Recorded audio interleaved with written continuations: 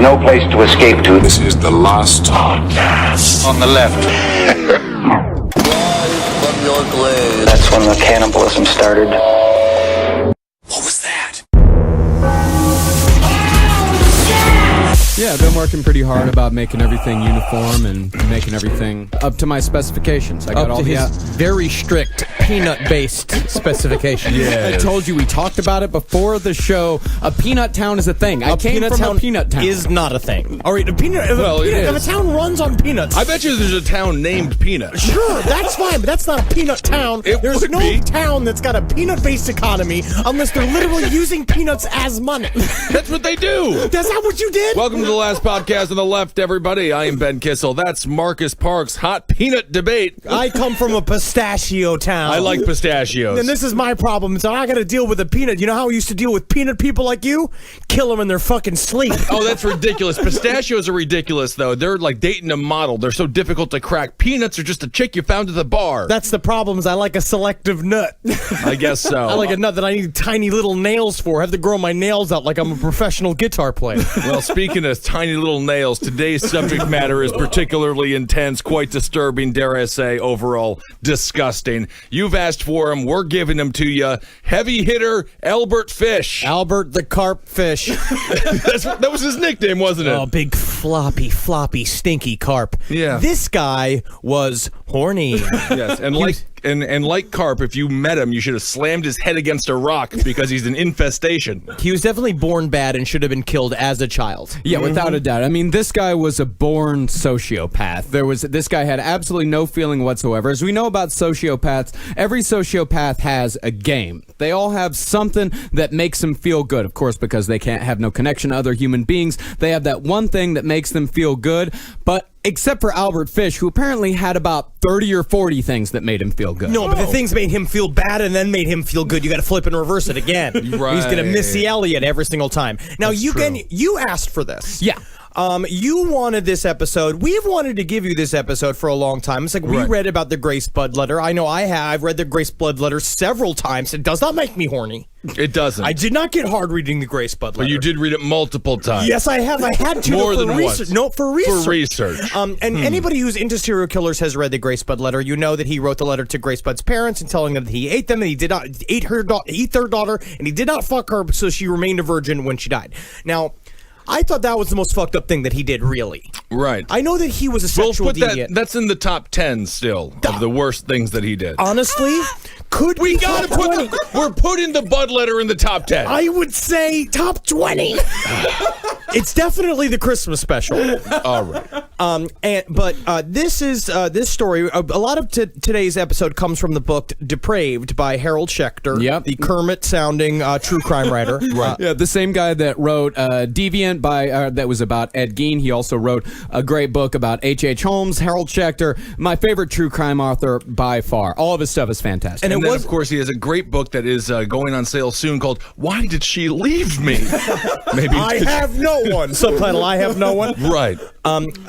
I did not realize the extent of Albert Fish's deviancy until I read this book. I kind of had an idea. I knew that he invented sticking things up his penis, and he was a real fucking prince that way. He was a real Tom Waits when it came to spanking himself. But this story is so disgusting and so depraved. I hope you just understand that, and that we're doing 3 episodes of it. So you're fucked. If you got a problem right now, if anything that we say in the first 15 minutes of this makes you like viscerally upset, like kind of queasy. Well, keep on listening. You're going to love all 3 episodes. Perhaps you could recommend they smoke some weed or something, Henry. No, this is a sober episode. Well, I'm going to recommend get a bottle of whiskey, light a candle like you're a 1950s detective, and you're going to solve this case with us. Yeah. What do you mean solve the case? I don't know. Albert Fish did it. My problem is that if you solve the case, I feel like that it means in the end that one of these stories is going to make you horny. All right. So hopefully you don't solve the case. Do not solve the case. Yeah, all right. Strap in, fuckers. It's time to enter the nightmare that is the world of Albert Fish, a.k.a. the Ogre of Murder Lodge, the Vampire Man, the Orgiastic Fiend, the Moon Maniac, the Aged Thrill Killer, the Werewolf of Wisteria, and perhaps most terrifyingly, the Gray Man. Albert Fish was a pedophile and child killer who brutally murdered and ate at least 3 children during the early 20th century. I believe children should be eaten and not heard. That's true. Although I think they are heard when they're being eaten. Because they're screaming. Yes. Now, while we will never know the absolute truth as to how many children Albert Fish killed and raped before he was caught at the age of 64, one Supreme Court justice who was privy to the investigation of Fish's past put the number of murders at around 15 and the amount of molestations in the hundreds. Wow. Hundradios of mustachians. Cannot believe that. Because think about it. You know how, like, dogs, they say 1 year in a dog's life is 7 years in human life? Yeah, I've heard that before. 1 year in Albert Fish's molest life is like 25 years in a normal molester's life. That's So Fish was what one psychiatrist referred to as a, quote, psychiatric phenomenon. Unlike any other killer that we've covered, Fish's motivations for killing hit all 4 types of serial killers at one point or another during his life. He suffered from religious mania and thought God told him to kill, making him a visionary killer. And we know that for a fact because during his confessions in his trial, he said that when he was talking to psychiatrists towards the end to desperately prove that he was insane to them, he said that Jesus came to him and told him he had to kill Grace Budd because if not, she was going to grow up to be a whore. Yeah. so he was trying to prove that he was insane. Yes. Yeah. We're going to get into that. Yes. Of course. And that, him saying that he killed Grace Budd so she wouldn't grow up to be a harlot, that would make him a missionary killer as well. And like almost all serial killers who murder children, and like many non-homicidal pedophiles, he was a power control killer. Now, what does that mean? That means that he likes to, basically, any child that died of suffocation, which is most of the children he murdered, we're going to see the same thing in Dennis Rader, where you can actively compare Albert Fish to Dennis Rader, where it's about the slow murder. It's about the complete acquisition of somebody. It's why somebody goes for a small child instead of a big burly man. Yeah. Because the thing is, they don't understand that if you kill a big burly man, and right before you kill him, you jerk him off, you're going to get so much more splooge out of him. That's right. So it's power, control, visionary, and missionary. Yeah, power control, visionary, missionary, but the type that Albert Fish fits into best is hedonistic. Ooh. Because Albert Fish's sexual perversions, I would say they are almost mythical in their variety. He's like a leprechaun. Like what makes a unicorn all hard? And I bet if you spanked its asshole, and I'm not talking about its meat around its asshole, I'm talking about right in its asshole. Right. That's good to get a unicorn ready to have sex. Well, I want to say I'm very upset with Rosie O'Donnell because as soon as you said the name hedonistic, the word hedonistic, I thought of Exit to Eden and Rosie O'Donnell in S&M gear. No. Is that what am I wrong? No. That's the most horrifying image I've had since we've been talking here. It's like a minion wrapped in leather. She has the same body as a minion. Who greenlit Exit to Eden? Okay, we have to move on. Can you imagine the man who's like, we need to get the most beautiful girl in the world to be in there, something to really get audiences in there, somebody who's still kind of funny, but someone beautiful. What about Rosie O'Donnell? Oh my God, it just came in my pants. That's incredible idea. Well, one psychiatrist said about Albert Fish, quote, I can tell you that, to the best of my medical knowledge, every sexual abnormality that I have ever heard of, this man has practiced. Not only has he thought about it, not only has he daydreamed about it, but he has practiced it. For example, he has practiced oral perversions on the rectums of men and women and was also extremely interested in urine. It's the term extremely interested. Right. A sommelier of piss. Because it's definitely, it's extremely interested just sounds like, it's like a geologist. Right. It also sounds like the urine's talking to him, as if it courted him at a bar or As something. if he's finally listening to the urine and not just treating the urine like it's a piece of meat, which is also strange. Yeah, that would be strange. That would be more of a thing you do to a lump of shit, which you also like to eat. Oh, isn't that right? Yeah, that same psychiatrist listed no less than 17 different sexual perversions after interviewing and examining Fish after his capture. Although some of those perversions, like fellatio, cunnilingus, and homosexuality, haven't been widely accepted as perversions for many a year. They're great now. Yeah, they're great. However, the castration of himself and others, the habit of jabbing sharp implements into oneself or others for the purpose of sexual gratification, the eating of feces, the drinking of urine, and of course the sexualized cannibalism are still considered to be a little weird, even here in the 21st century. They're a little weird. Well, I mean, I think the stabbing yourself in the rectum with the needles is the strangest thing. Do you think so? I think so. Over cannibalism.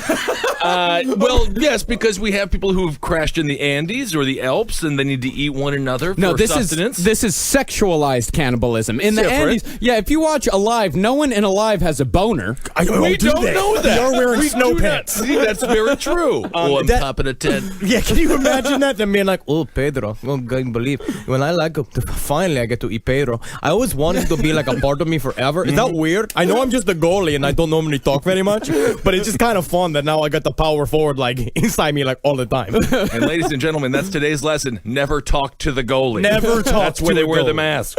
But above all of these sexual perversions, Albert Fish was a pedophile and, by extension, a murderer of children. Men who murder children almost always have some sort of sexual motivation for committing the act, and almost all of them are sadistic in the hours, days, or even weeks leading up to the actual murder. Well, what we're going to find out is not only did he do quick molests, but he also did molests that took place over many days. He would take children and he would hold them. He experienced and did every type of crime towards children that exists. And this is not cool. Yeah, I mean, this was kind of like, he was a lot like Dean Corll. But the difference between Albert Fish and Dean Corll, there were two differences. One, Dean Corll, he preferred high school boys, junior high boys, post-pubescent. Tawny men with kind of like abdominal muscles and like brown nipples, like kind of like, but not yet sort of grown I a don't know little about the bit. brown nipple thing. I think you're putting the brown... I don't think that was in the man with I the think candy. that's a Freudian slip. I think that you want a tiny man with brown nipples. No, I'm just saying what I imagine Dean Corll will be attracted to. Just a lithe basketball player with he's got the natural V. He's got a pert little behind, but he's not a full-grown man. He's got a wisp of a mustache. Like a young D'Angelo.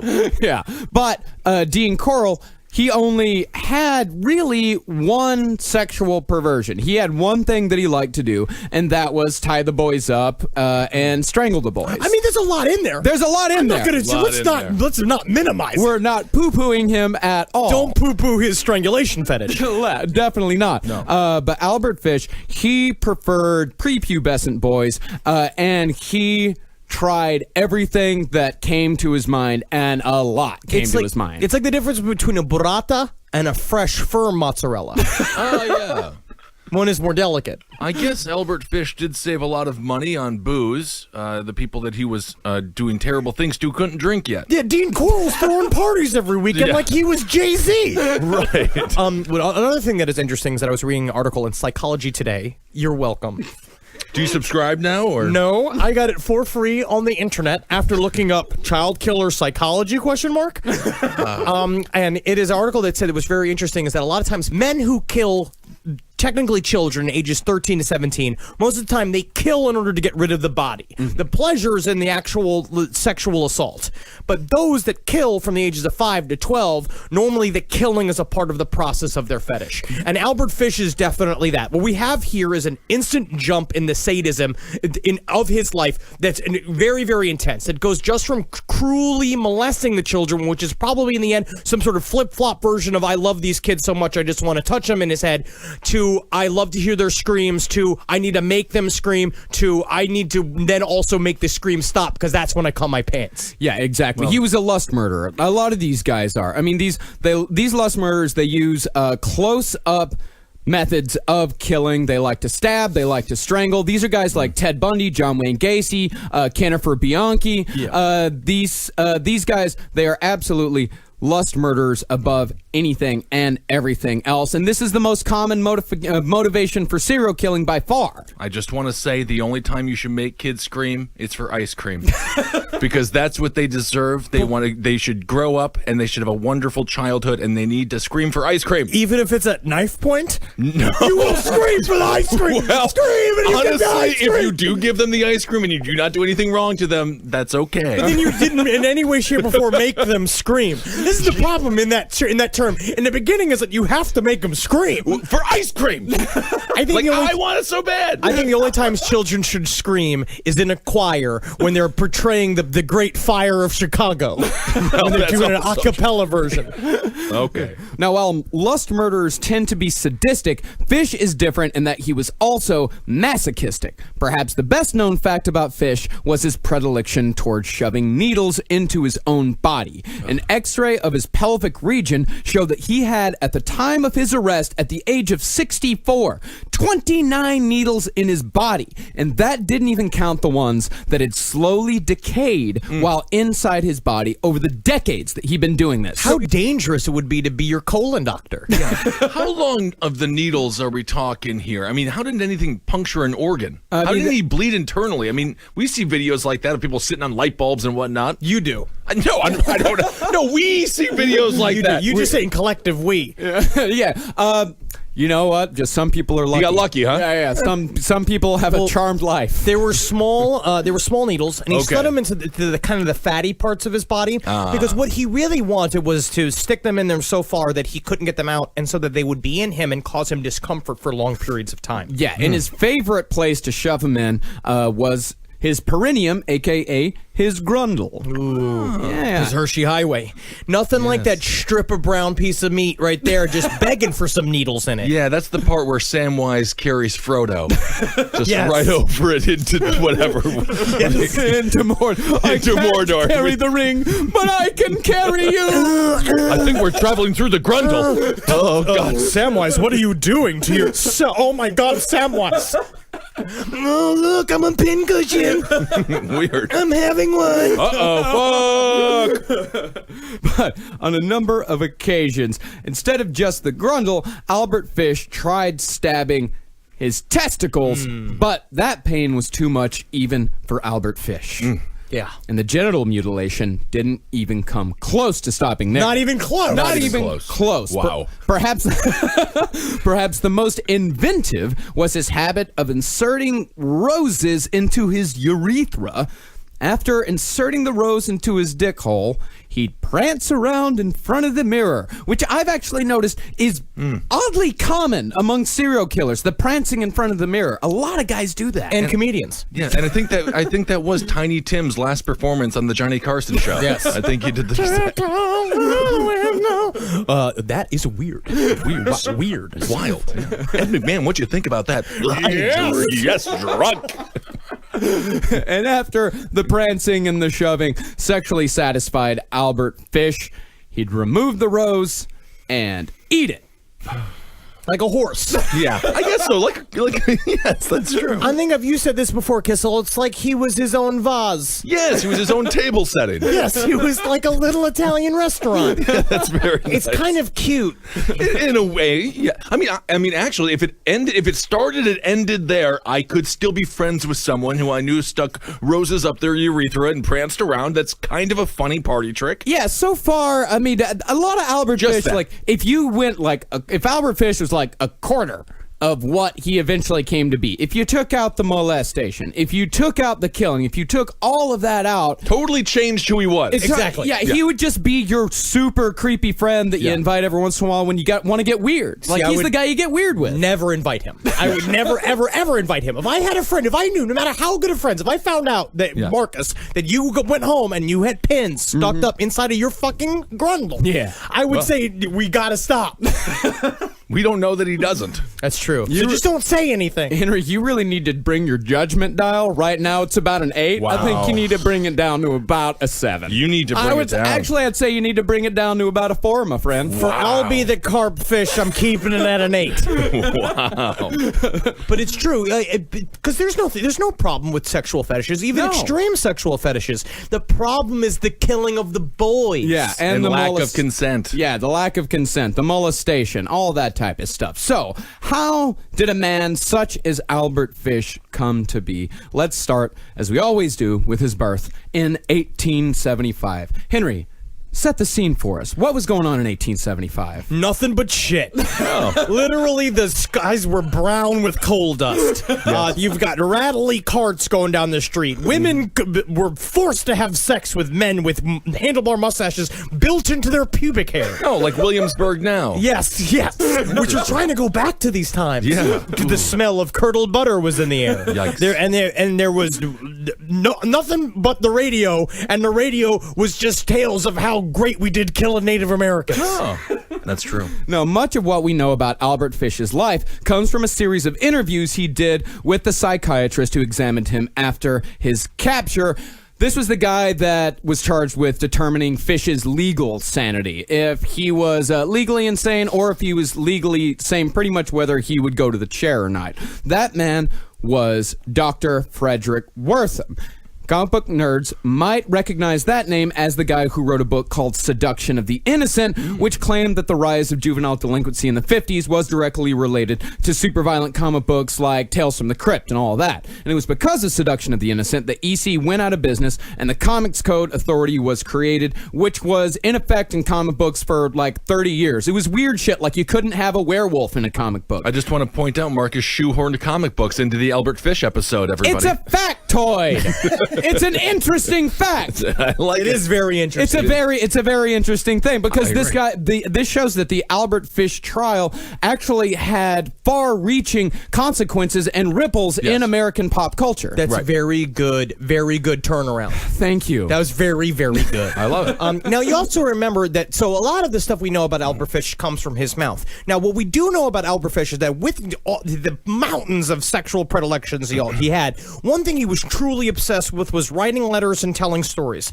He would write lewd letters to people in the classifieds. He would look up people looking for work or people looking for housing or people looking for husbands. He would find these addresses and send them disgusting letters. He loved shocking people. Yeah. So I also wonder where a lot of this information comes from, is that we're going to hear stories about Albert Fish life that come from Albert Fish. I think a lot of this shit was told to psychologists, number one, to prove that he was insane, and also number two, to shock them because that also got him super hard. And it's really just too bad Larry Flint wasn't around to collect all of his great stories, because then they could have been published in Hustler. Oh, this is far beyond Hustler. I don't know. I do. Yeah? I would say this is like... Hustler was pretty wild. Technically, if this was a magazine, it'd be called Hassler. Oh, I see.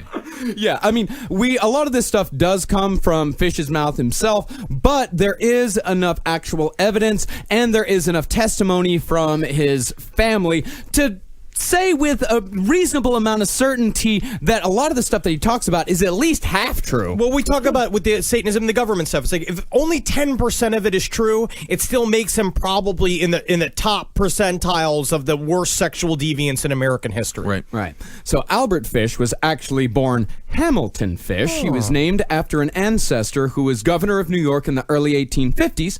And had also served as Secretary of State for the Ulysses S. Grant administration. Oh, so he's important. He was. He was like a modern-day Jenna Bush. Yes.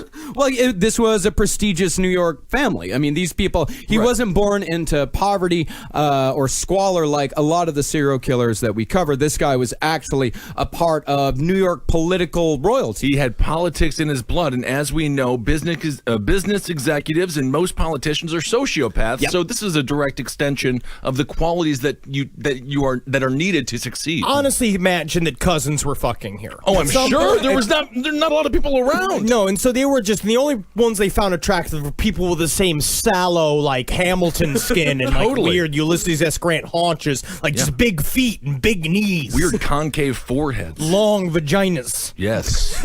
all full of meat. So Fish changed his name from Hamilton to Albert when he was a teenager to escape his childhood nickname, Ham and Eggs. Now, this is the thing. I disagree with changing the name. Ham and Eggs is a fantastic nickname. It's a jazz man's nickname. It is. It's very fun. Because it just sounds like a guy being like, oh, ham and eggs, giving them breakfast again. It's just him playing mouth guitar. Yeah, you can't not tap your toe.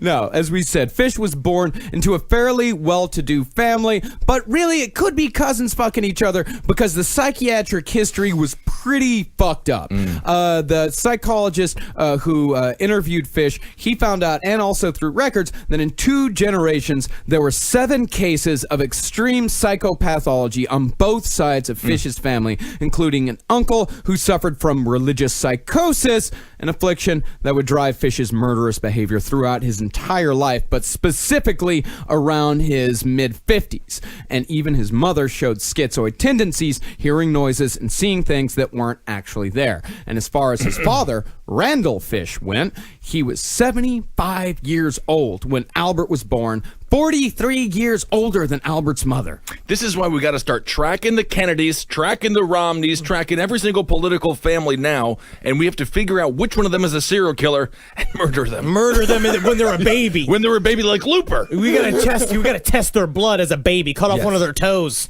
and then give that to a doctor in a lab, test it for the serial killer gene. Or hold ice cream up to their face. If they don't scream for ice cream, they don't have any feelings at all.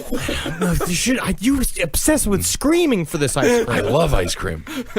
You literally go into an ice cream shop and go, ah! And they're like, he wants the Rocky Road. That's right. So the only memories that Albert Fish had of his father were his father's face and the nickname his father gave him, Stick in the Mud. No, okay. It's a disgusting nickname to have for a child. Number one, because how do you know by the time he's 5 that he's even a fucking party pooper? How do you know that he's a party pooper? No, I think Stick in the Mud is a disgusting nickname to have for an uncle. Yeah, Stick in the Mud is just being Nick. It's just like, yeah, because I'm the stick and my nephew's the mud. Right, that's more disgusting. That's more disgusting, but the problem is that why was Albert Fish such a party pooper to his father? Do you think that he just wouldn't give it up? Well, 2 reasons. 1, he was a bedwetter, and 2, he was extremely sensitive. Oh yeah, that's right. He was a little bitch, but he also was. He was a that's what they said, highly sensitive child, and he had one of the major trifecta of a childhood of serial killers, that he was in a very intense bedwetter until his mid-teens. Yeah, and the reason why Albert Fish had so few memories, just the face and the stick in the mud, was because his father, a riverboat captain until the day he died, dropped dead of a heart attack 5 years after Albert was born. He still had enough cum in him to get one last baby out there. Isn't that amazing? That's because his dad was Bluto. That's what we're learning here. His dad was Bluto. Interesting. Who's the Popeye in this story? Albert his Fish's wife. mother? Yeah. Ugh. Big forearms, crooked face. This week's sponsor for Last Podcast on the Left is Casper Mattresses. To give you a little background on Casper, an in-house team of engineers spent thousands of hours developing the Casper. It combines springy latex and supportive memory foams for a sleep surface that's got just the right sink and just the right bounce. Plus, its breathable design sleeps cool to help you regulate your temperature throughout the night. Mattresses can cost well over $1,500, but not the Casper. That one's $500. Twin size mattress, $600 for a twin XL, $750 for a full, $850 for a queen, and $950 for a king. Remember, Casper offers free delivery and free returns with a 100-night home trial. So if you don't dig it, they'll come pick it up, and you'll get your entire cost refunded. If you want to get $50 towards that mattress, go to casper.com/LEFT. and use the offer code LEFT. That gets you $50 off any mattress you want from Casper. Terms and conditions apply.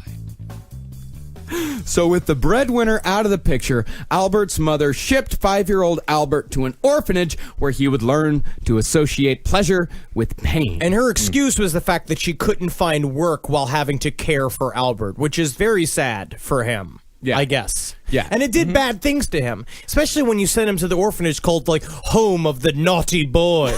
Right. Now, it's a certainty that serial killers are created through a combination of nature and nurture. And I think that without a doubt, had Fish not spent the most formative years of his life in this awful, terrible place, he would not have gone on to be the person he eventually became. He would have been a sociopath, yes. But I do not think that he would have been a child murderer and molester. I don't know. This guy was a real Uncle Jesse. He was such a Uncle horny Jesse boy. never touched any children. I'm just saying, we don't know what he did with those guitars. I feel like if Albert the Carp Fish was even in a fucking race car family, he would have put his dick in a muffler. I don't at know. some Marcus point, makes he a good point about nature. Yes, of or, I mean, course. about nurture, rather.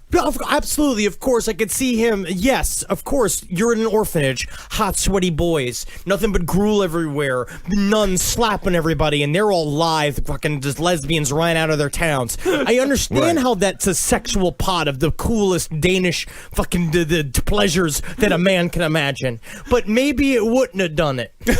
Maybe not. Well, Fishy, he could be compared to Jeffrey Dahmer. You know, you could say that, yes, of course, Jeffrey Dahmer was born a sociopath, but add that sociopathy to the loneliness and neglect that he suffered throughout his childhood and throughout his teen years, and that pushes him to make best friends with a 14-year-old Filipino boy that he drills in the head and shoots with certain chemicals. Well, he was just trying to make a lover that he keep forever. That's what we're all looking for. Dahmer really did not have that bad of a childhood. No, he had a fine childhood, but he was a. But it's he the created soup. his own world of loneliness. Yeah. It's the soup that we talk about. Right. You know, it's like that's just he did not have that bad of a childhood. It wasn't that terrible, but it was nothing but loneliness and isolation. And when you add all those things up, you add sociopathy plus loneliness and isolation plus hating himself for being a homosexual plus alcoholism, and that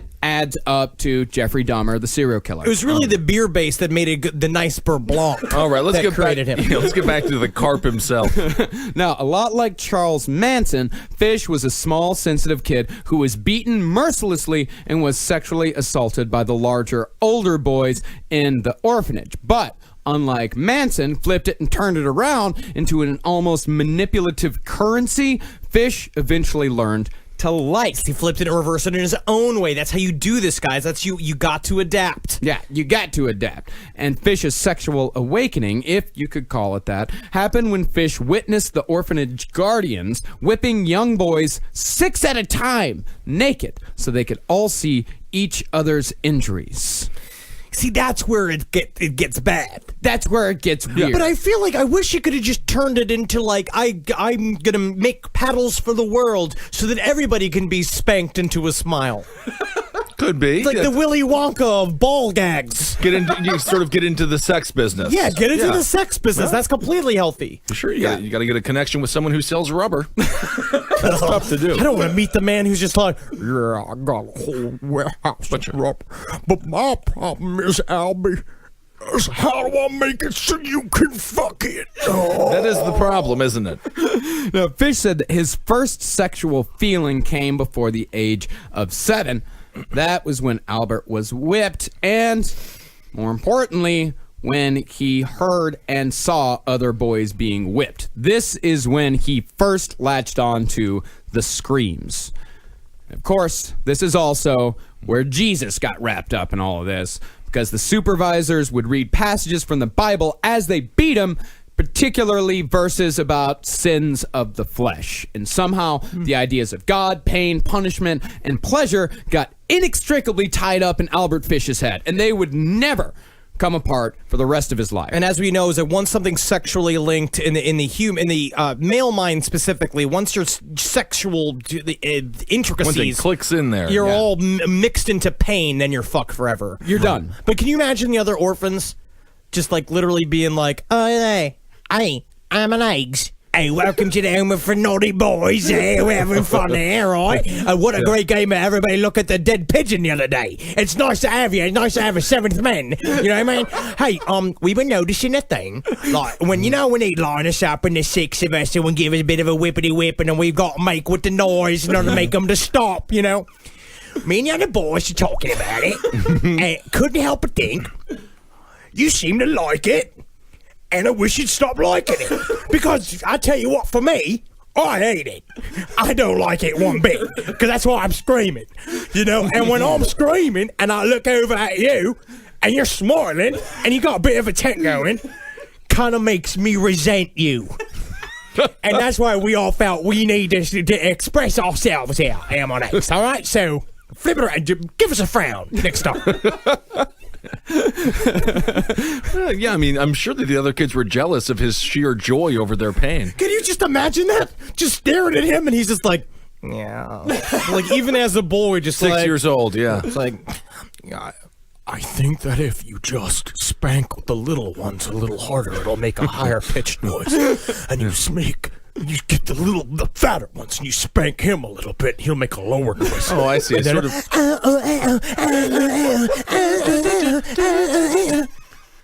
Yeah, like playing the glass Wine cup. glasses. Yeah, the wine glasses. Now, there was a particularly disturbing incident that Albert Fish related to Dr. Wortham years later. Although, as we said earlier, we have no idea whether this actually happened, whether it halfway happened, or if it was pure fantasy. But this is the story that Fish told of his orphanage years. I am a man of passion. You don't know what that means unless you are my kind.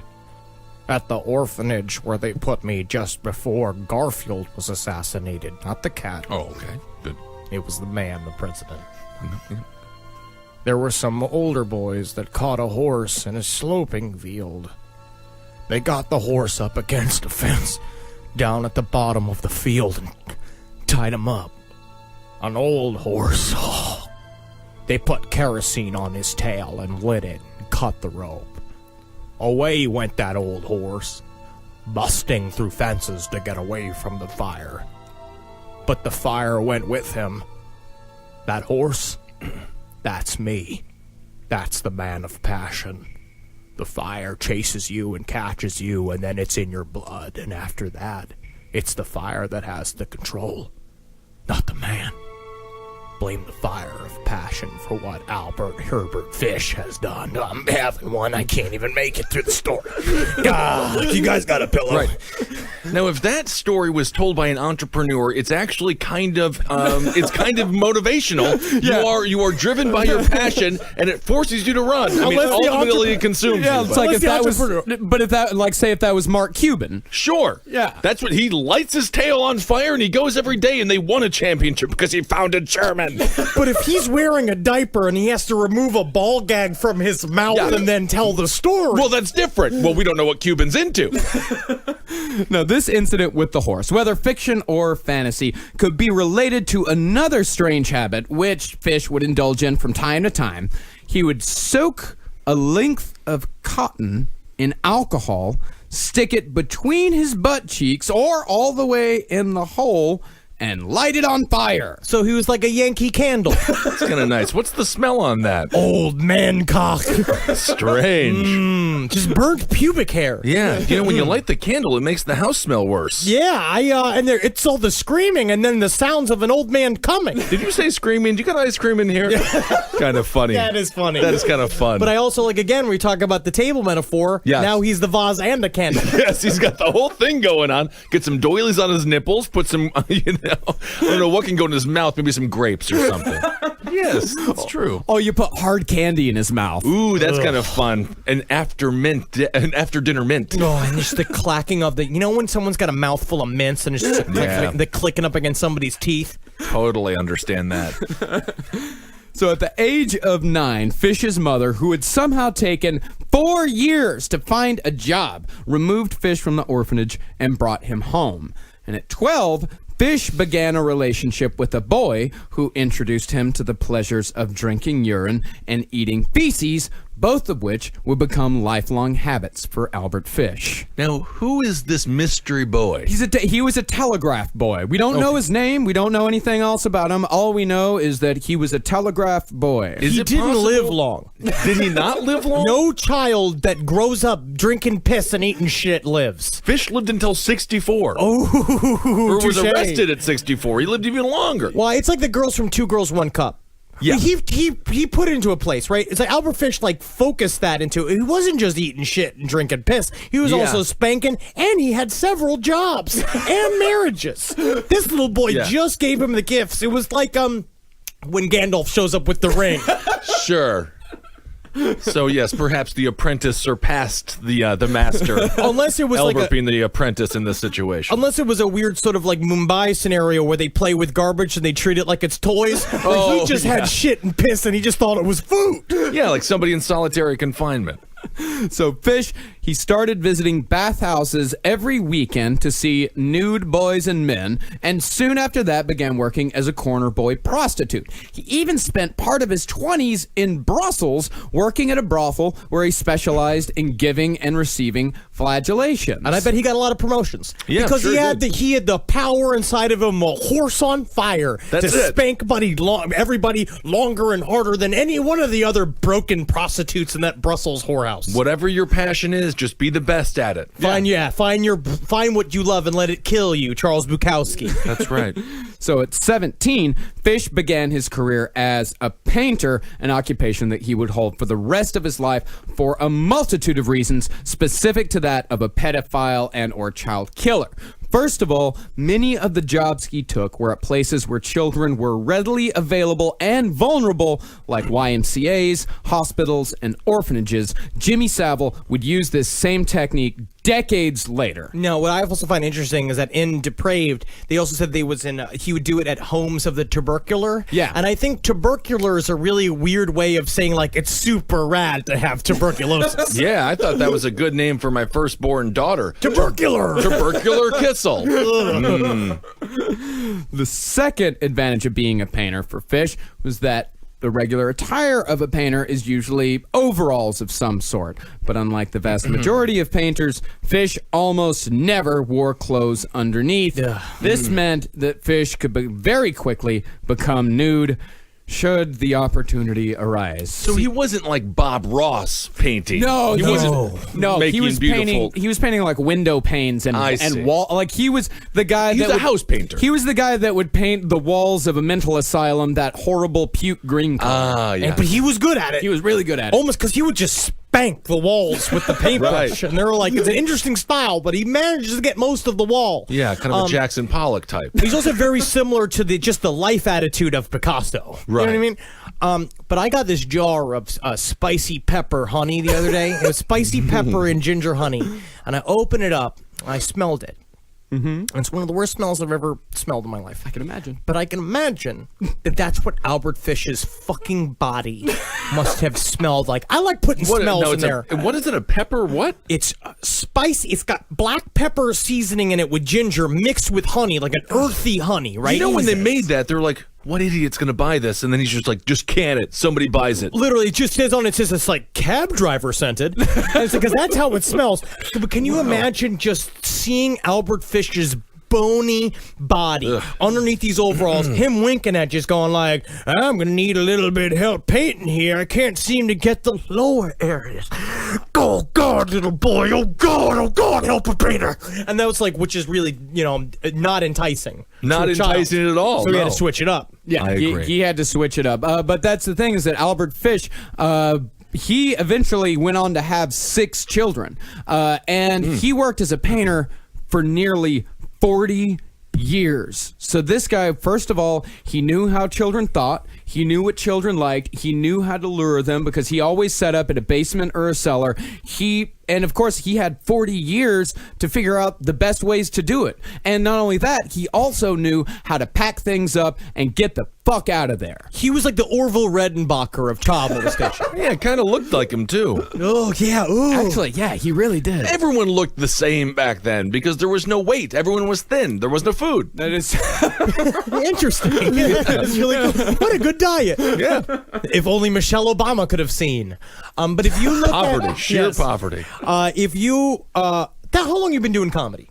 About 15 years. 15 years. I'm on 15. Yeah, I'm on 15 in radio. We're like starting to get good now. Like this is the time I would say we're starting to get better. Getting there, yeah. He had 40 years of molest. Yeah, That's a lot of logging hours. It says 10,000 hours to be an expert. Right. Now think about how long is a molest, right? I'm not really sure. But the lead up to a molest sometimes can be days up to months because he would groom a child. Yeah, Like, That all that's- counts. That all counts towards the. That's like if you were going to bill those hours, Right. you would put that down on a timesheet. Yeah, for example, absolutely. like a last podcast on the left episode, it's not just the hour and a half of recording, it's the, 20 to 30 hours of research leading up to That it. we put together. My father used to be a truck driver. He didn't just get paid for unloading and unloading. It's the drive time. Would he also get paid for sitting and thinking about the drive instead of raising you? My father would actually, he was sort of a televangelist over the old CB there. Oh, wow. What was his call sign? B crowd.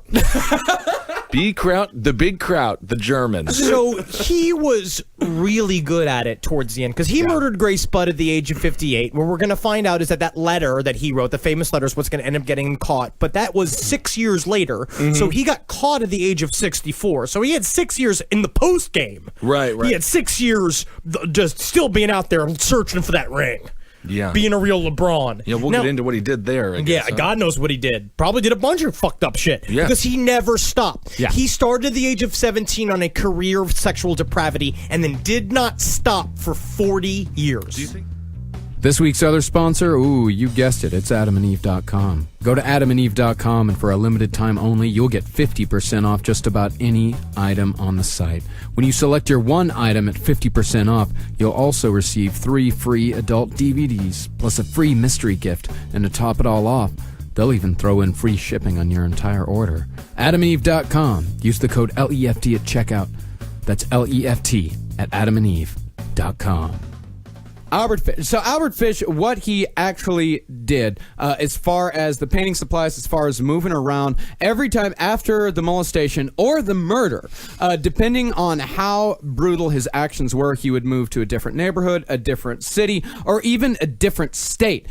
Over his lifetime, Fish lived and worked in no less than 23 states, from New York to as far as Montana. And in every single state, he worked somewhere in which children were present and vulnerable. This guy, Albert Fish, was more than any other human that has existed. He is the boogeyman. Sort of Chikatilo-esque as well, the Yes. way that they moved around. Yeah, I mean, he was able to go from place to place, and he had absolutely no restrictions, because, of course, there's no sex offender registry. None of these cities are talking to each other. They don't even know what he looks like. I mean, how long did it take to catch H.H. Holmes, who had 3 screaming kids along with him? And he was literally cackling like a madman the entire time. Yeah. But Albert Fish got the name of the Gray Man early on. Like, it was a thing that they would talk about this gray man that would show up, which is terrifying in the first place. It's like literally like that's what you got. That's what your legacy left, is literally being called the Gray Man, because his skin was like, he had very, very, very pale complexion and that loopy, fucking disgusting, what used to be icy blonde mustache now becomes slowly gray by the time he was like 25. Yeah. I mean, he must have been perceived as relatively worldly to somebody in Montana. They're never out of Montana for the most part. Specifically during this time,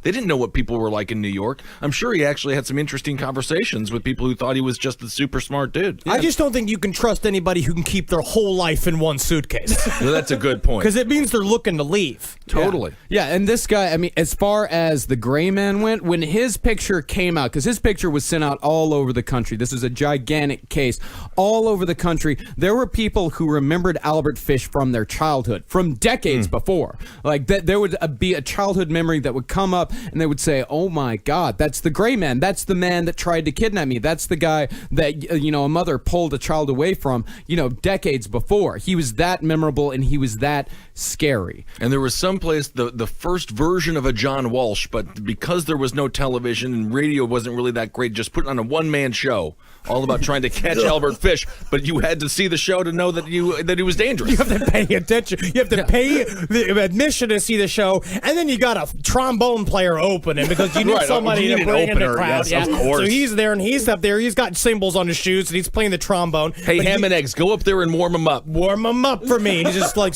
I hate the name Ham and Eggs. And he's just like, yeah, well, so does everybody. Now, one of Fish's most disturbing early expeditions into the world of perversion came when he was working as a painter in Delaware in 1910, where he picked up a kid named Thomas Kedden. Now, Kedden was 19, but appeared to be much younger and had the intellect of a child, which made him, as far as Fish was concerned, just as good as a regular boy. That's how the majority of celebrities date. That's actually how you do it. If you like unformed bodies, that's what you got to do. I mean, it's like that French guy who married one of the Olsen twins. They're strange looking. Very, very strange looking. And also the way Harold Schechter, I'm going to blame a little bit, because the way he described it as being like a tight-bodied young man. But he had the brain of a child, so it was like a child. It was like some weird thing of being like, all right, Harold. And after introductions, because Kedden had actually been riding the rails for a little while, trading blowjobs for protection. And that is true. That is true. Yeah, had been riding the rails. He got off in Delaware, and Albert Fish found him, said, like, hey, why don't we go back to my place? The two went back to where Albert was staying. And what followed was a 3-week-long two-man orgy of perversion and degradation. Now, in a normal story, this would be you can like totally have a two-man. You can have a It's not two-man an orgy with 2 men. The metaphorical orgy. We'll put it this way: there's 4. Everybody's got 4 like digits. You got 2 legs, 2 arms, so that's 8 total. But those aren't people. What they were doing was like there were 6 guys in there. Like an octopi. Yes, literally, they were acting like 6. Yeah, so I they see. were. Again, if this is just normal, this would just be an early story from Mick Jagger's life. Right. But this was a kid that in this time period, people look for, like, he was looking for help and guidance. And I'm sure Albert Fish, which we're going to hear later on down the line, would often portray himself as a man with a lot of money who is here to take care of you. Like he would get a persona as a Hollywood producer later on when he began his letter writing series. But now I imagine the first thing he said to this kid was like, you come with me, little boy. I'm going to make sure you're okay. I'm going to feed you. I'm going to take care of you. But all you got to do is give me a little bit of spickety spank, and then Right. we'll be fine. Yeah. And he's like, but Albert, there's no table around to eat on. Bon appetit. Do you have a rose? Yes, tonight it's a beautiful night. Sharing spaghetti. And I call it a Bella Spanky. Bella Spanky. No, this whole thing started with mutually sadomasochistic behavior, whipping each other, having various role play situations like father and son, teacher and student, so on and so forth. But it's always flipsy-turbsies because he liked being the boy in those scenarios. Fish was always the little boy in these. Which is kind of weird, but still totally fine. I mean, this sort of I stuff. guess. Technically, this is all legal. The kid's 19. It is legal, And yeah. everyone was dumb back then. Technically, it is legal, and hell, this isn't much different from what any listener out there does or is into. Just smile on your face. Do you guys play little boy in school, Marm? We're not. Is it you and Pickle Girlfriend? No, we don't play little We're not boy in talking school. about it. No, we do other things. All right, move on. I do Fox and I do We're not Scully and Mulder. talking. No one wants to hear about it. Scully and Mulder, She-Ra, Scully and- He-Man. I do Wonder Woman and Wonder Man.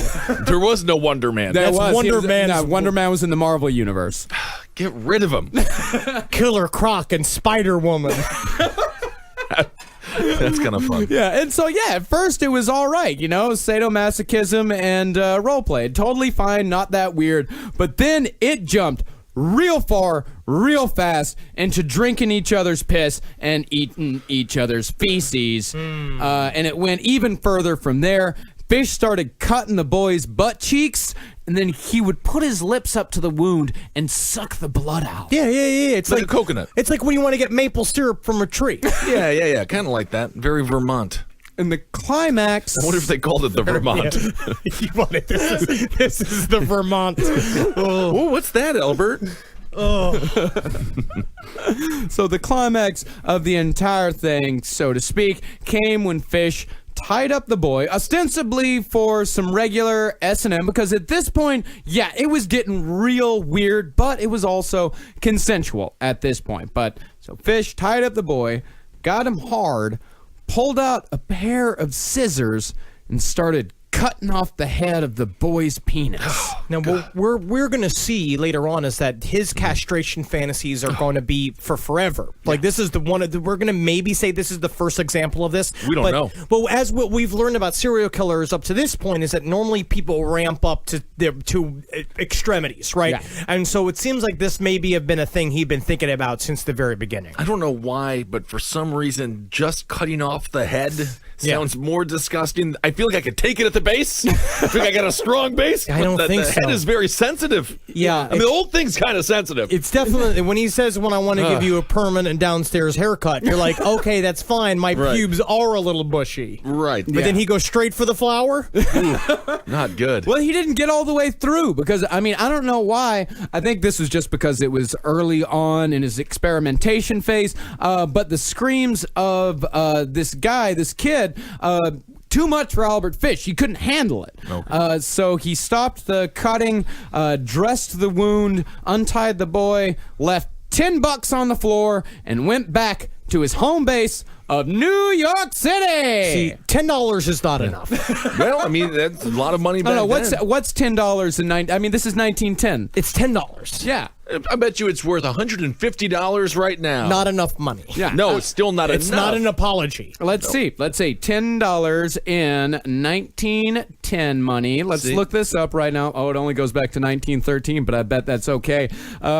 $243. Not enough money. $243. Literally not enough money. And 47 cents. Nope, still not enough. No, it's now, not my enough. price is higher. What is enough? $5 million. That's it?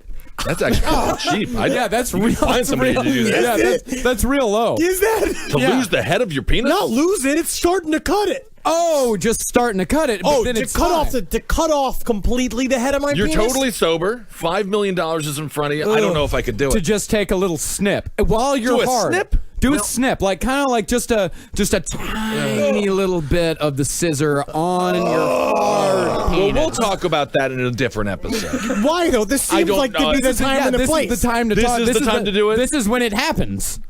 $5 billion. We can just say any I'd arbitrary take $1 number. billion. I'd take $1 billion because then you can get a new penis. You can do whatever you want. Yeah, but however, think of it this way: he cuts it off, but he keeps it. Yeah, maybe I just get a whole new one and maybe I'll make it like a scene, a pro wrestling scene. As long as I don't have to watch him like put it on his nose and be like, I'm Rudolph, then Yeah, I'm fine. that would be Because terrible. that would be the memory that would haunt me forever. Yeah, be like, yeah. So Fish, his home base was right where we're recording right now in New York City. New York! I heard if you can make it here, you can also maybe make it in California. Yes, I mean, it's actually more often that you'd make it in California because that's where the jobs are. Oh, we're in the place without the jobs. Yes, we are. We're in a fucking gridlocked. We're making our own jobs, God damn it. Good job, Marcus. Yeah. Also, the kid that got his penis cut off grows up to be Donald Trump's great-great-grandfather. Oh, isn't that something? So Fish moved here to New York City in 1898 and through his mother met and married his first wife very soon after. Fish, thing you got to know about him, he was eventually married 3 times, but he always chose women who were either into or at the very least tolerated his sexual perversions. But if you listen to the testimony of any of his 3 ex-wives, tolerated is a mild way to put it. The shortest of his marriages lasted 10 days before the woman realized what she had gotten herself into and lit out. Because there's a problem. I understand. If it's your birthday and you like to have a thing done to you, and it's like a thing, there's a thing you like to do, it's like, it's a special occasion, that's fine. Oh, sure. But Albert Fish needed extreme sexual torture every time. Too much. And it gets down to him like, I've worked 9 hours at the mill, Right. or various other jobs, which I assume in 1910 all involve some form of mill. You toiled in a place where you're literally, wherever you worked in 1910, you're covered in soot. Yeah, not fun. You come home covered in soot. Albert Fish is there. He's got a fucking tablecloth over his head. He's just like, bon appetit. I hear it's our reservations at 9:15. And it has to be that way every single time. You're going to get out of it. It would be exhausting. It really would be. I mean, let's go through the typical courtship of Albert Fish. In January of 1930, Fish was wooing a widow that he had met through one of the matrimonial agencies that was popular at the time. This is 1930. You're in the Depression. No man is going to want to take on a few more dependents in addition to a new wife. Now, what I will say, I'll put this ahead. This is also after the fact that Albert Fish has already had 6 children with the woman that he was married to for 20 years. She left him for a lover that was a boarder in their house, which is interesting that she stuck around for so long until they got a young man living in the house. There's some weird boarder. I believe his name is Jacques. Jean Straub. Jean Straub. And so she left with him, and so he is now free to be as freaky as he wants to be. And so he goes and he joins these weird matrimony connection bullshitty things that he shows up at this widow's house. You know what I'm going to say? Good for her. Good for her. Good for her. I'm going to say good for her. So on the first night that Albert came calling, he reportedly acted like a fairly normal human being. A little creepy in appearance, but for the most part in behavior, fairly normal. He got acquainted with the widow and her children and made plans to come over the next night. The next night is when the games began. The first game was called Buck Buck, How Many Hands Up? And all of these games came with a costume. Before playing the game, Albert would go into the bathroom and come out wearing nothing but a pair of brown shorts. And Harold Schechter again went on to specifically say they were very thin. Yeah. And I also don't know how he knows that. I think it's more of like he just assumed. Well, maybe if he's like me, it sounds like Fish is dressing exactly like an uncomfortable European relative. They have different standards. The first time I was ever in Germany, I was like, what are you people wearing? Yeah. Very strange. It is a very... I mean, Germany is a strange country full of strange people. They're flopping all around. When they're not wearing neon Adidas jumpsuits. Well, that's changed now. Well, this is how one would play Buck Buck How Many Hands Up. Albert would hand the children a paintbrush that he had brought along with him. He'd tell them, hold a certain number of fingers up in the air, and I'm going to try to guess how many fingers you're holding up. And if I guess wrong, you're going to spank me with the paintbrush in correspondence to however many fingers you're holding up. For example, the kid has 3 fingers up. Albert says 5. The kid hits him 3 times. And Albert was reportedly very bad at guessing. Oh, so he's bad at the game. That's weird. It seems like then why would he want to get punished? It seems weird. Yeah, that is weird. I just want to also clarify, technically it should be Buck Buck how many fingers up, because the answer is always 2 He in was his hands. legitimately just improving the name. He was making this up as he goes. I'm just saying these kids could have just been like, trick question, it's always 2. He was being a regular Robin Williams in this scenario, see. and he literally was just figuring shit out as he was going. He was like, how do I get them to spank me? Finger games. And it's like, that's all he could think of. But sometimes you can't be totally accurate if you're an improv comedian. I'm Drew Carey with Whose Line Is It Anyway? I give you a 7. Kind of fun. Yeah.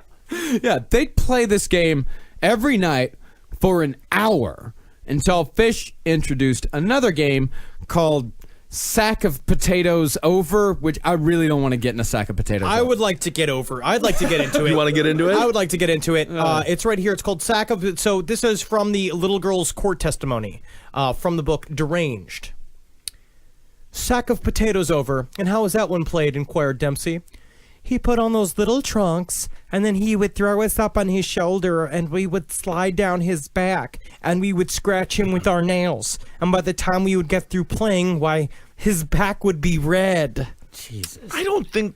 I mean, it's tough to say which one is worse. They're all disgusting. I don't know why, but Sack of Potatoes Over, that one creeps me out more. Because I think there's an actual skin-to-skin contact. With Buck Buck How Many Hands Up, at least it's just a But paintbrush. Sack of Potatoes Over, you can just pretend like you're a drunk cat going down the curtains. No, that's what it is, though. That's what he wants you to be. He wants you to be normal. He's the curtains? He wants you to be normal? Yeah, you're normal. He's the curtain. I want to be Heathcliff. No, you can't be Heathcliff. I always He's- liked Heathcliff more than Garfield, by the way. You love because you love the homeless. That's right.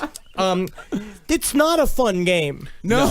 It's not fun for anyone. And it is a very weird way to get to know the woman you're dating's children. And keep in mind, this is day 2. We're just into 48 hours here. Yeah, this is not too long into the courtship, and each game got this was a grooming process, and each game got progressively weirder and more violent. The third game, Albert Fish came over with a sack of small needles, and he told the kids, all right, this game is that we're going to see how many needles we can shove underneath our fingernails. What do you mean by game? This doesn't seem like a game. That's the thing is that normally in a game there's points and prizes.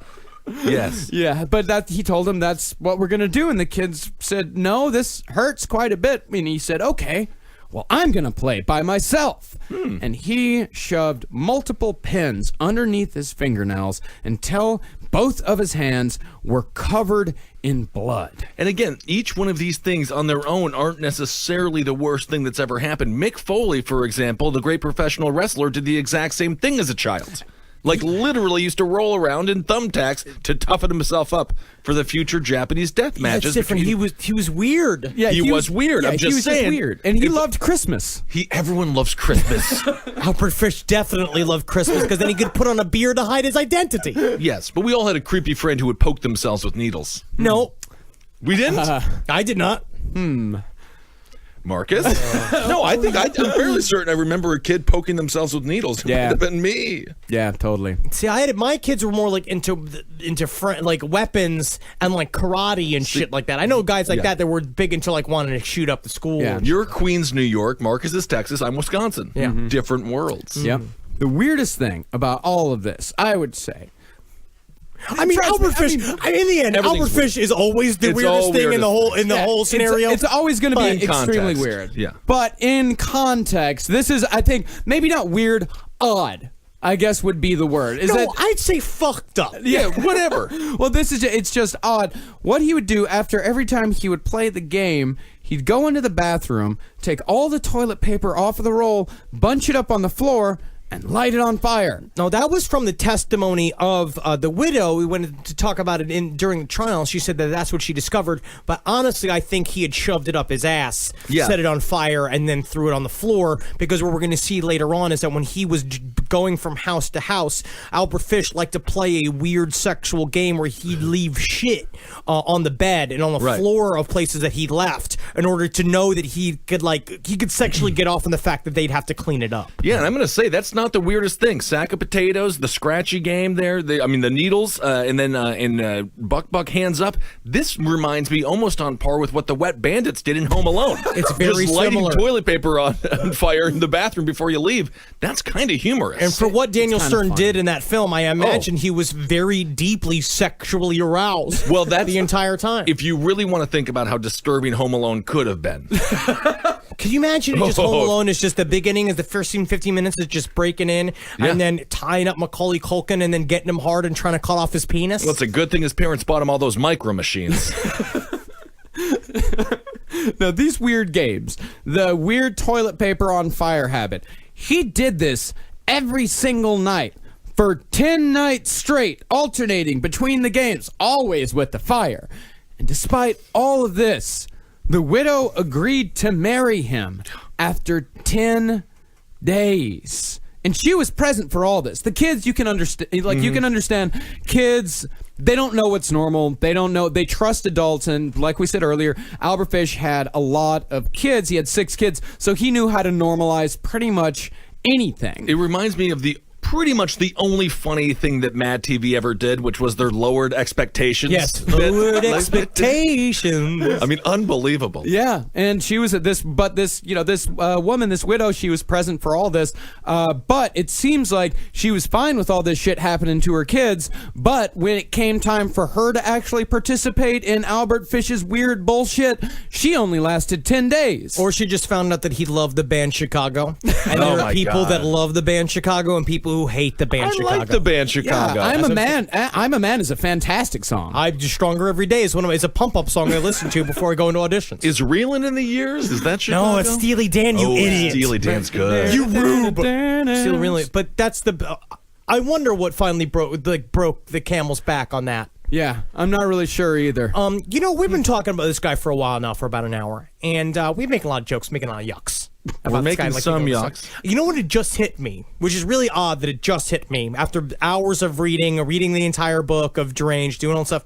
Are we doing a greater good for society, or are we creating a world that's worse? I actually don't know. Number one, I don't know. And number two, this man's very frightening. Yes. You're just not getting that? It's really interesting if you really think about it. It's like he literally is a vision from a nightmare. He's like everything you want. He looks like a kindly old man. Yeah. He knows how to manipulate children. He becomes known as the Gray Man. He is a villain. He is literally like Freddy Krueger. Yeah. Like what Freddy Krueger was before they set him on fire and then he became a dream monster. Hours of research, multiple documentaries, multiple readings of books, pages, words. It's not until just now that I realized that he's very scary. What did you think he was before? Sort of a Henny Youngman? I just keep kind of focusing in on how horny he was and what a naughty boy he thought he was and the sounds of spanking. It was mostly just kind of grossed out by an old man being sexually active. That's really what I was mostly afraid of, is the sexually active nature of an old man, which is kind of sad for me that I did that, because eventually we will be old men and we will be horny and we will feel like we need sex and love,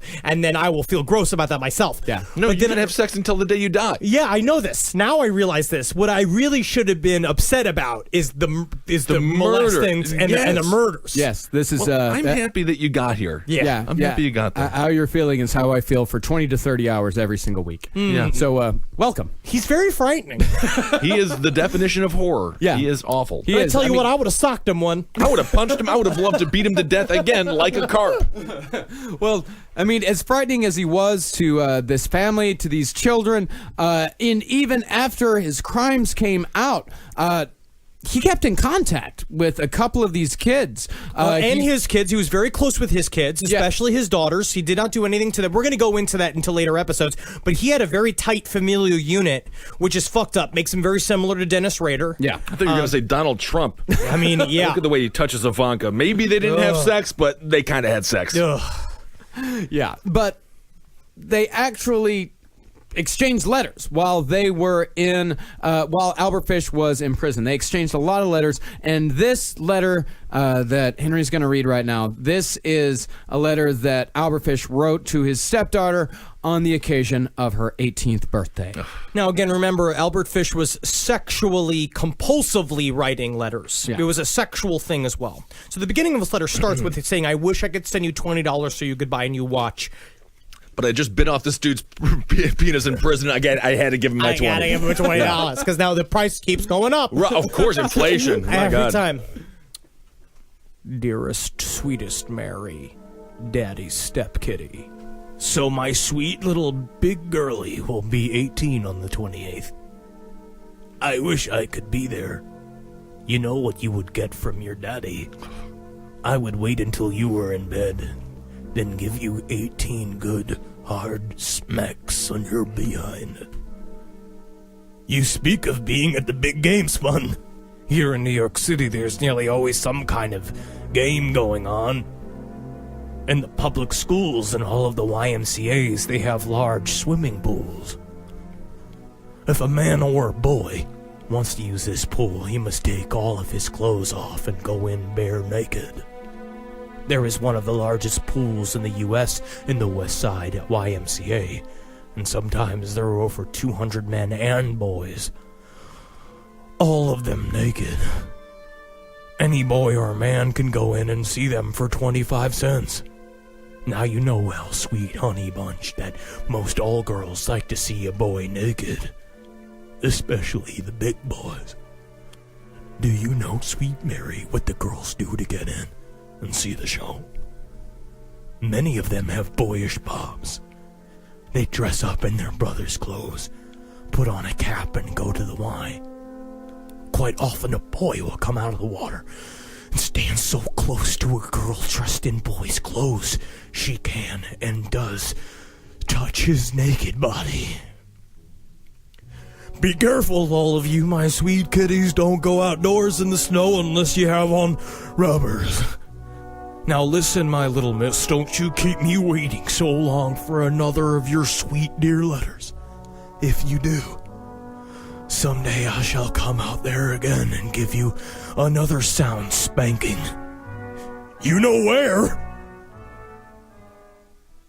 I mean, it's like if your earbuds unplugged from your work computer during that, I apologize for you being terminated immediately. I just wish my father, because I talk to my father like maybe 2 or 3 times a year. Sure, that's all you got to talk to a dad for. You never have to talk to your dad. That's one of the greatest things about being guys. He knows we exist. You know what I mean? doesn't He already even did care. his job. Yeah. I just wish he stopped telling me how to see boys naked at the YMCA every Yeah. single time. Yes, and by Ask the way, me how the weather is there and the differences between the weather here and the weather there. I'm not letting this Barbara Streisand Yentl thing go. Barbara Streisand and Yentl dressed up like a boy, and she looks just like the boy Mr. Fish is discussing in his little letter. Interesting. I Barbara just think that's what Streisand. you imagine Yentl. sexually is Yentl. When a bunch of Yentls walking around the YMCA, and so you just hope that all boys' rooms in YMCAs are just filled with young Barbara Streisands dressed up as boys. Are you going to be a star? Are you a star? Are you a star? And that seems as good a place as any to end part 1 of Albert Fish. And as we were saying, this guy is frightening. The nightmare is only beginning. It gets so much worse from here. All right, well, thanks for listening. No, amazing. It's really great very job, guys. disgusting. You know what's weird, though, is that it doesn't fill me with the same hollowness that Dean Corll did, because it's kind of interesting to find out about new sexual fetishes. I kind of think it's kind of cool to figure all that shit out, that he invented all this kind of stuff like he's Thomas Edison. Oh, no, he didn't invent any of this stuff. Yeah, a boy told him how to do it in the first place. Yeah, it was passed down. Yeah, it was passed down from boy to boy. Yes, like how the Throughout the Japanese ages. culture has great stories passed on to generation to generation. Yeah, This it's boy- like the sexual version of oral tradition. You do wonder if Albert Fish would have taught somebody else to eat piss and shit, then is the curse lifted? Maybe the boy that taught him that was just like, thank God I no longer have this fetish. Like It Follows, like It Follows. you just give it to somebody else. Have you seen the Adam Sandler movie, The Cobbler? I missed that one. It's like that, but with shit eating. Oh, I see. Wow, everyone. Thank you so much for listening. Let's see here. Marcus, do you want to talk about the Patreon? I mean, everyone's been so amazing. Yeah, everyone's been so great. Thank you so much for giving to our Patreon. We actually had, the reason why we didn't have an episode last week is because we had some major equipment issues here in the studio. And the only reason why we are up and running this week, while we're back up and running so fast, is because of the money that you guys have given to the Patreon. You guys gave us a nice little nest egg to dip into when we needed it the most. So thank you so much to every single person. If you guys feel like, if you're not giving yet and you feel like that we deserve a little bit of cash for the show that we do it here every single week, go to patreon.com/lastpodcast on the left. You can give as little as $1 helps us out. If helps. every single one of you guys gave $1, it would be life changing. Honestly, it's because cash doesn't fix all problems, but cash fixes about 99.9999% of all problems. Yes. Yes, absolutely. And so thank you guys so much for supporting us here. And thank you for listening to all the shows on Cave Comedy Radio, specifically the ones that Marcus and I do together, the Roundtable of Gentlemen, and of course, Page 7. I was just a guest on Page 7 with Jackie Zabrowski, filling in for Molly Neffel. And, you know, there's no better replacement for Molly than Fox News' Ben Kissel. Absolutely. She loves that. Like literally, if you want, it's like if Molly Neffel was pulled from the hell dimension from Event Horizon. I'm exactly what she would look like. Yes. And of course, Abe Lincoln's top hat for everything political. It's a very exciting time. Donald Trump just said he would. Why can't he nuke the world? So we're going to talk about that this week. He is a fucking monster. It is insane, bro. Do you think he's trying to quit? I think he is just like, what do I have to say before they shoot me in the head? Yeah, please, and so I can get out of this reality. He's just waiting to be like pulled, kicking and screaming, so he can blame everybody else. Yeah, so right? we can sell another show. I think this whole joke went on far too long, and he's completely over his weird head. Yeah, he absolutely is. And, of course, if you guys dig music, go listen to my music show, The Lucky Bone Show. You can find that at mixcloud.com/Marcus Parks. But not a new episode today, right after I finish up with last podcast. And, of course, the Roundtable of Gentlemen as well. And we got, I will say, Your Pretty Face is Going to Hell is coming back in October, which I cannot wait. You're going to get the first 6 episodes of our new 3rd season, which fucking kicks ass. It's going to be at the shit. And I want to thank Troma for throwing a lovely Troma dance last weekend. We had a lot of fun. I love all those people. John over there is a really good dude, and Lloyd Kaufman is a ridiculous human being. Awesome. Yeah, and thank you guys for allowing my band, The Cowmen, to play Trauma Dance. It was fucking awesome. Thank you guys. Wonderful. Yeah. And thanks to everyone who came out to the last live show. It was a real, dare I say, hoot. Yeah. And And follow our- us on Twitter.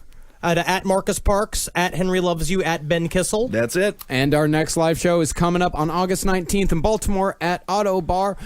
Just Google Auto Bar, Last Podcast on the Left to get your tickets. We're almost sold out, so be sure to get those before the show comes, because usually tickets get sold out a couple of days, or tickets get sold out at least a week before. And it really does show you how far we've come with Auto Bar. The last time we played there, what was it, 4 or 5 months ago? We were upstairs in the attic, hiding from the Gestapo, and now they have us downstairs in a beautiful, in a beautiful, I guess, theater, or what do you call these things? Venue. Can I ask, which one of us is Anne? Anne Marcus Frank? is actually Anne. I'm Are totally you the Anne. Anne Frank? Yeah, because I think you're the one who would just be like, she's up here. And then it'd be like, hello, gentlemen, I am one of yours. Hi, hail Hitler. Everybody having a good time? Huh? Well, You want some cashews? All right, hail yourselves. Hail Satan. And Hail Geen. Also, I'm going to ask Satan today. Satan, please, Satan, can you make Donald Trump shit his pants 1 point today? Thank you very His much, Hail poll Satan. numbers are just going to go up. Hail Satan, and hail me if you want to go send And make gustalations. Congratulations, you little shits. Hey, guys, don't molest anybody today, all right? Thanks. So, Ever. All right, everyone. These are our Patreon shout-outs. This is a thank you to everybody who has given to our Patreon so far. Every single person who acts. This is a thank you for the people who have given to Patreon. Thank you so much. Let's see here. I'm just going to read the list. Yeah, and if you want to give to Patreon, go to patreon.com/lastpodcast on the left to get your very own shout out. Very exciting. These shout-outs are fun for everybody, and I want to give a special shout-out to one of my favorite people in the game of Clue. I don't think he did it, Bob Peacock. Bob Peacock, thank you so much for giving. Mark Heron, thank you so much as well. Cody Stewart, you sound like a NASCAR driver, but you're smarter than that. Zach Brame, it's Zach with an X, so he's edgy. What do you mean? The first letter is X? But I think it's pronounced Zach because you fucking alien? Zach isn't a name. You cannot have that name. He has it. It's Zach Brame. It is not legal. It is. Steven Hernandez, Timmy Nolan, Connor O'Mara, Monica Williams, Katie Barrett, and Rob Epps. Thank you guys so much, literally from the bottom of my weird, big, too large of a heart. His heart is green if you cut him open because he's like the Hulk. Wild. Danny Carroll, nice name. Thank you. Jamie. Or is it Jaime? Jaime? I mean, I think it's up to you. It's now Jaime. Mike Patterson. That sounds like a pseudonym. Sounds like you killed a girl a long time ago and you changed your name from fucking Deirdre Rickery to Mike Patterson. So Deirdre thank you. sounds like Whatever. It could be. It's one of those it's like Dana or Ashley. Okay. Ivy Samples. Thank you. Sandra Bennett. Thank you. Lindsay Traeger. Thank you. Thomas K. Spence. You're welcome. I'm going to say you're fucking welcome. Magustalations. Magustalations. Thank you for liking us. Ashley K. Glowing Frenulum. Her name is Glowing Frenulum? Frenulum. Sometimes people on Patreon give aliases. Oh, that's kind of fun. That's probably smart. Yeah, probably. Robert Fauerbach. And I've got Dominique Noyola. Appreciate it. Thank you, Amanda. Thank you, Tops Bottoms. Thank you, Jennifer Ruth. Thank you, Stephanie Diamond. Ooh. Anthony Coleman, Ryan Cooper, and Chad Trudgeon. Thank you, all three. Also, thank you to Matt Ford and Tom V. Evans. All right, this first name, I think it's pretty saucy. It's pretty hot. It's Libby Hawker. All right, Isabel. I actually really like that name, Libby Hawker. Libby Hawker's a nice name. It's a cute name. Isabel. Thank you, Isabel. Anthony McClintock. And remember McClintock, a very famous actor from back in the day. There's a television series or a movie called it. Yeah, a television series. All right. Caitlin Parker. Anna Parent. Oh, okay, see, now you're trying to trick me up. Let me read it. Now she's trying to trick. No, I'm on to Anna. She wants to make me look bad over the radio waves. Anna Parentoni. Yeah, we're still good. Victoria Patterson, Dylan Rostick, Alex Hirsch, Zane Raza, which sounds like a hell of a heavy metal singer. Zane Raza, and Jonathan Singer. Thank you guys so much. I'd like to say thank you to James de Trinidad. Bro, you got to get me guts, dude. That's Trinidad to you? I guess. It's actually a very rich culture. Yeah. Karina Stevens, thank you. Claire Johnson, thank you. Constance Turner, I believe I know Constance. Oh, yeah. You're wonderful. Yes. Alyssa D'Antonio, Jean-Michel Pierre, thank you. Bethany Cohn, Blake, Lacey Teets, who I do know, and she's lovely, and thank you so much for giving to us, Lacey. You're wonderful. Yes, Lacey is a wonderful woman. All right. And Meg. And Meg? It just the Family Guy character? It just says Meg. Oh, cool. I got Chase T. Hopper, Graham Irvin. Is it a W or a V? It's a W. That's Irwin. No, well, I'm doing it the German style. Don't do that. Caleb Sanford, Stephen Versten. That's actually Worston, but Versten, that's a very German name. Yeah, that one works. Yeah. Jamie Ilsley, Mitch Level, Scott Spiller, Jordan Landeverde, which means the Greenland, AJ Barroso, and Allison Goodman. Thank you, every single one of you. We very much appreciate it. And usually when Marcus lists off a series of names, that means they were all victims of a killer. So you guys are all doing better than usually the people he names. All right, I got this dude, Matthew Maitland. Maitland. There's a little bit of a typo. Maitland? I thought there was a J, but it's not. It's just a little. It's got a little thing on the printout. Matthew Maitland, Bryce Barnetts, Dana Scully, Then just Nick. Thank you, Nick. Sinos, which is a very fun thing. Daniel Fortis, Callan Piercy, Donald Grayson, sounds like a politician. Jonathan Orms, and Leanna Medina. Ooh. Thank you. Hector Guzman. Thank you. Julaine Wood. Thank you. Thank you. Lex. Just Lex. No, leave her alone. Chris Wilhelm. Taylor Groot. Chris Carlin. Sarah Bird. Brett Rapp. Vadim Veseloff. And Lee Porter. Thank you. Thank you. Man, I'm getting all the Germans. Here's to Dave Hauslein, Eileen Ellen Aubsbude, Jennifer Moon, Chris Pocket, Bjorn Mueller, Lee Ittrey, Ian, Hannah Diamond, Brandon Riffle, I like Brandon Riffle. Yep. And Tammy Groves, thank you. We appreciate every single one of you. Thank you very much. Thank you. Thank you. Thank and you. also Fred Noop, Alex Azalian, who I've seen on Instagram many times. Hello and thank you. You are lovely. Thank you. Hail Satan. Jared Sandor and Tim Valenta. Ooh, what's the one impression I could do on page 7? What was that one? Oh, god damn it. It's very good. I want to do it. It was great. Shit. Uh-oh. I can do Ted Koppel. Hi, I'm Ted Koppel. That's good. I could do Eddie Murphy from Norbit. Do it. How you doing? You know, All right. Tim Gunn. Tim Gunn. What's your Tim Gunn? Tim Gunn. That sounds a lot like Ted Koppel. All right. Leah Murphy. Thank you. Mickey Pang. Thank you so much, Mickey. Jenna Pucci and Eric Evans. Thank you guys so much. I got Robert Perez, Harmony Perry, Chester McDowell, and finally, Margaret Hogg. Call me now.